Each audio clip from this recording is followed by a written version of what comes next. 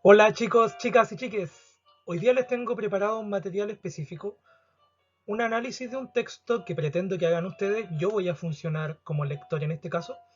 El texto está sacado desde acá. Es un fragmento bien pequeño. Es un fragmento de apenas 3 páginas que espero que analicen muy bien.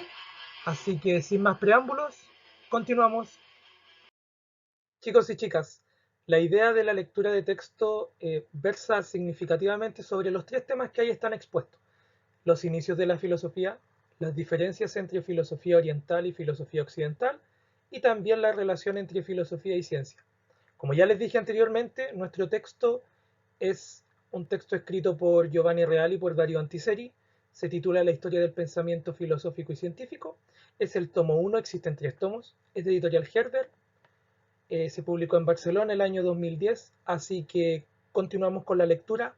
Tomen su cuaderno, tomen las notas que quieran y continuamos. La casi totalidad de los estudios consideran que la filosofía, como término o como concepto, es una creación propia del genio de los griegos.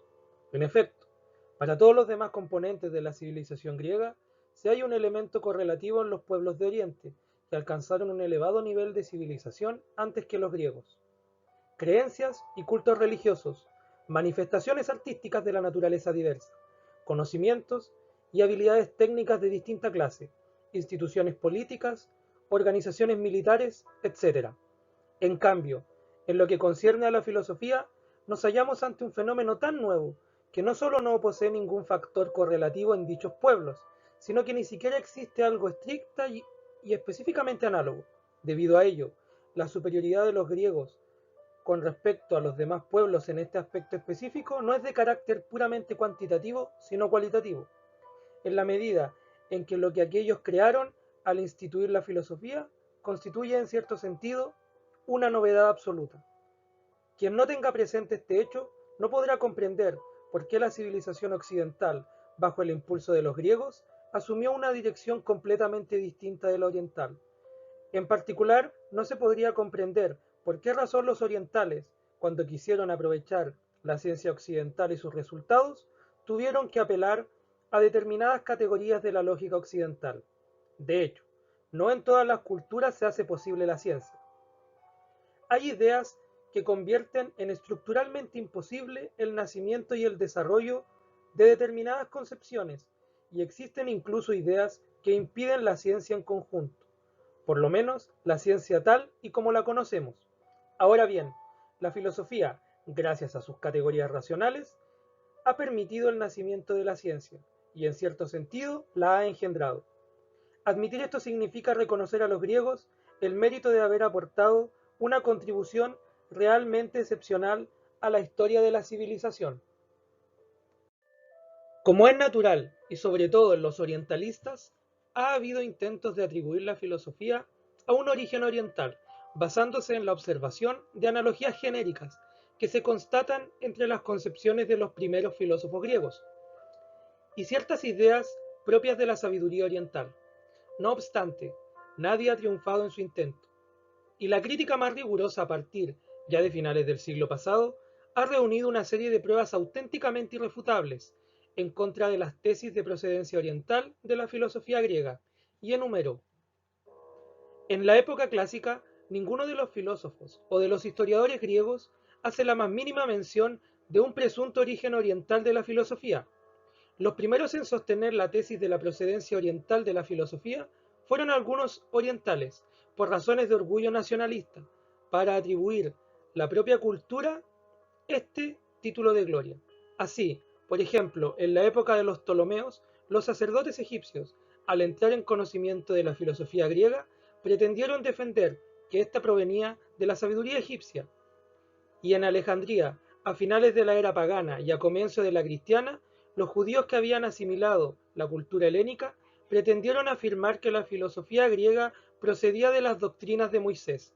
Si bien los filósofos griegos, ya en la época cristiana, sostuvieron la tesis según la cual la filosofía provenía de los sacerdotes de Oriente, animados por inspiración divina, esto no prueba nada, porque en aquel momento tales filósofos habían perdido la confianza en la filosofía, entendida clásicamente, y aspiraban a una especie de autolegitimación en oposición a los cristianos, que presentaban la inspiración divina de sus textos.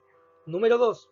Se ha demostrado históricamente que los pueblos orientales con los que entraron en contacto los griegos poseían una forma de sabiduría constituida por convicciones religiosas, mitos teológicos cosmogónicos, pero no una ciencia filosófica basada solo en la razón, en el logo, como dicen los griegos. Poseían, pues, un tipo de sabiduría análoga a la que los propios griegos poseían antes de crear la filosofía. Número 3. En cualquier caso, no ha llegado a nuestro conocimiento ninguna utilización por parte de los griegos de escritos orientales o de traducciones de estos. Es impensable que antes de Alejandro hayan podido agregar a Grecia doctrinas provenientes de los indios o de otros pueblos de Asia, o que en la época en la que surgió en Grecia la filosofía haya habido griegos capaces de entender el razonamiento de un sacerdote egipcio o de traducir libros egipcios. Número 4 y final. En la hipótesis en la que habría que demostrar que de alguna idea de los filósofos griegos posea o vengan o tengan antecedentes específicos en la sabiduría oriental y que haya podido derivarse de esta, no cambiaría la esencia del problema que estamos discutiendo. A partir del momento en que nació en Grecia la filosofía, esta representó una nueva forma de expresión espiritual, la cual, en el preciso instante en que acogía contenidos provenientes de otras formas de vida espiritual, los transformaba estructuralmente, otorgándoles una forma rigurosamente lógica. En cambio, los griegos obtuvieron de los orientales algunos conocimientos científicos. Tomaron de los egipcios ciertos conocimientos matemáticos geométricos y de los babilonios aprovecharon sus conocimientos astronómicos. Sin embargo, también en este caso es preciso efectuar algunas advertencias importantes, que son indispensables para comprender la mentalidad griega y la mentalidad occidental que se basa en aquella. Por lo que sabemos, la matemática egipcia consistía primordialmente en el conocimiento de operaciones de cálculo aritmético con finalidades prácticas. Por ejemplo, medir determinadas cantidades de víveres o dividir cierto número de cosas entre una cantidad dada de personas. De forma análoga, la geometría tenía un carácter esencialmente práctico y respondía a la necesidad, por ejemplo, de volver a medir los campos, después de periódicas inundaciones del Nilo o de proyectar y construir las pirámides. Ahora bien, es evidente que los egipcios, al obtener estos conocimientos, matemáticos geométricos, llevaron a cabo una actividad racional y bastante notable, por cierto. Sin embargo, en la reelaboración efectuada por los griegos, tales conocimientos se convirtieron en algo mucho más consistente, realizando un salto cualitativo propiamente dicho. En especial, a través de Pitágoras y los pitagóricos, transformaron aquellas nociones en una teoría general y sistemática de los números y de las figuras geométricas. Crearon, en definitiva, una construcción racional y orgánica, yendo mucho más allá de los objetivos básicamente prácticos, a los que parecen haberse limitado los egipcios. Lo mismo cabe decir de las nociones astronómicas. Los babilonios las elaboraron con un propósito esencialmente práctico: efectuar horóscopos y predicciones.